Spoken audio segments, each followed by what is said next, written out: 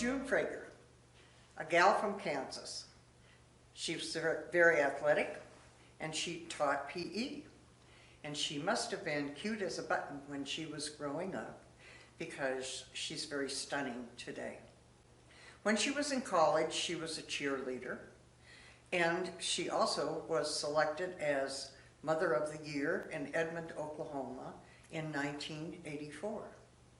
And now we're going to have a conversation with June. June, where did you grow up? I grew up in Winfield, Kansas. Well, then you had a close-knit family. You were close to your father. Tell us a little bit. He was a disciplinarian, was that correct? Yes, I came from a very strict German home. Had 3 brothers and my parents, and they were very strict on several things, mainly education. Very strong in education. What did your father do? My father was a professor at Southwestern College in Winfield. It was a Methodist church affiliated, and had an enrollment there, about 800 students. Well, you spent some time in Mississippi. Was that before or after high school? That was when I was in grade school. We moved to Mississippi as my dad was professor at Mississippi State, and I went to an all-white school back in the 50s, and it was a nice experience for the family, but we moved back to Winfield after a couple of years. Okay, so following high school, then what did you do? Following high school, I went to Pittsburgh State in Pittsburgh, Kansas, and joined a sorority, played tennis for the school, did different activities. It was a wonderful 4 years of school. Where did you go to Nebraska? My husband was sports announcer. He took a job in Hastings, Nebraska as a sports announcer on television. Okay. So was he a graduate of Pittsburgh State also? No, he was a graduate of OU. Oh, right. Okay. And, well, after you married Mike, you did have 3 girls. Had 3 wonderful girls. Yes, I did. And talk about them a little bit. My oldest was Robin, and Robin went to Central State, chose not to play tennis. Then my middle child, Wendy, got a full ride, or scholarship as most of you would know. Got a scholarship at Tulsa University on tennis court. And then my youngest, Tracy Treps, went to KU on a full ride playing #1 tennis for KU. Well, then you did go through a divorce. I went through a divorce in '72, raised my children on the tennis court because I knew that was how they were going to get their education. And so we traveled around to different tournaments so they would get that experience of playing possibly nationally. And one of mine went to the nationals every year. Yeah. Great. So when you did return to Oklahoma, you started teaching at the university level. I taught at Central State back then, UCO now. I taught physical education and classroom health. And you changed? When did you change to elementary and why? When I got divorced, I felt like I would rather be home when the kids got home from school. So I went to the superintendent of the Edmond Public Schools, and he gave me a job teaching physical education and classroom health 1 through 6th grade. 5th grade, I guess. Oh, so you taught all those age? Yes, I taught all of them, yes. And you taught more than one school too, did you not? Yes, I did. I started at Oberst Reisner and Sunset, but as in music and physical education, they would move you around to different schools. Sometimes you would teach 2 schools a day. Other times you would stay at one school all day. Just depend on the schedule.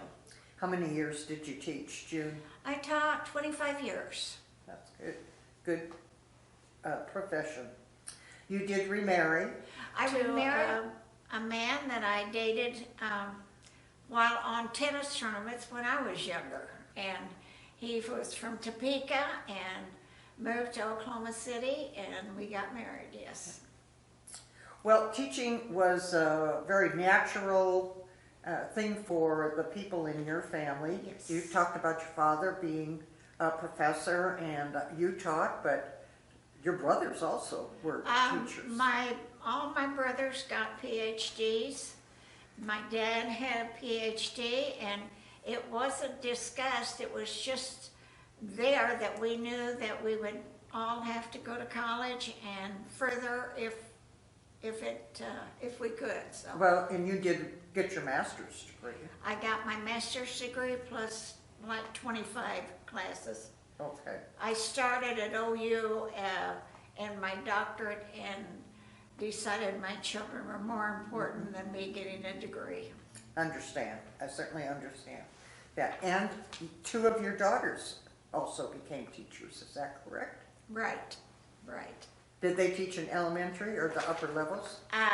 No, they taught both of them. One of them's a counselor in Edmond, and the other one taught in Dallas, the elementary. Okay.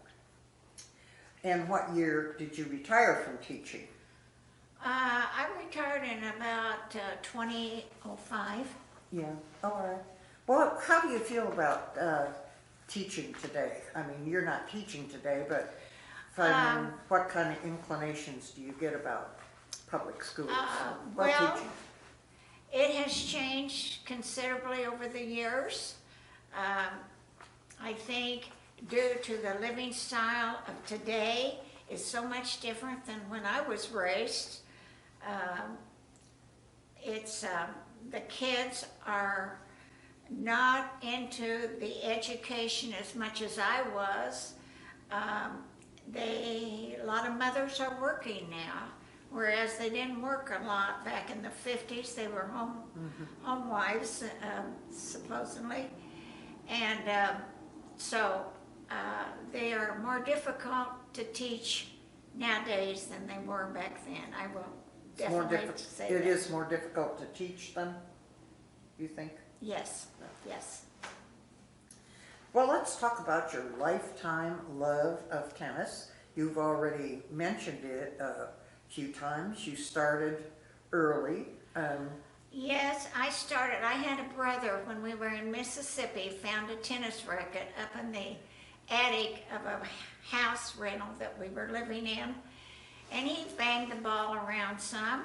And then my middle brother took up tennis. And he ended up at Texas University as the #1, and then he got the head coaching job there at Texas and stayed there for 25 years. He just recently retired from tennis, but I continued to play tennis until my legs wouldn't take me anymore. So, It's a lifetime sport. I mean, it's a one of lifetime the sport, great right. things because you can keep it up until your legs won't take you there anymore. Right. As you have My said. youngest daughter and I went to the U.S. Open in New York City, played mother-daughter, and lost in the semifinals, but enjoyed the experience and the fun of playing in the U.S. Open. So, how many people were involved in that, and did they come from all over the Yes. states or from They everywhere? came from all different states, yes. We had to win locally and district and state. We had to win the tournaments to be able to go to New York City. And they then took care of us by giving us 200 apiece and flew us to the U.S. Open. So we had fun. That was kind of There. exciting. It was- When was that? What year? That was 84. My daughter was a senior and I was 50 years old then. Well, wow. Well, that does seem like it would be an experience. Well, tennis does have a tendency to keep you in shape. Would you agree with that statement? I agree with that, and I also agree that everybody should try to stay in shape as long as they can. How many grandchildren do you have, June? I have 3 grandchildren, and one granddaughter is carrying twins, and we'll have 2 more in a couple of months. And did you say these are girls? Both of them are going to be girls, but I have 3 boys now, Okay. so we're kind of even So it you're up. maybe anxious to have the girl Right, babies. right. So, what do you like about living at Epworth? I think we chose Epworth, and actually the children chose it for me after an operation.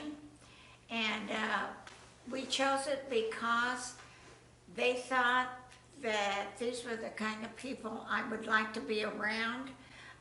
They were friendly, enjoyed the marketing department, all they could do for us.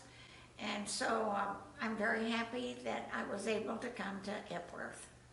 Well, as residents, we're very happy that you're our neighbor Well, as well. thank you, thank you.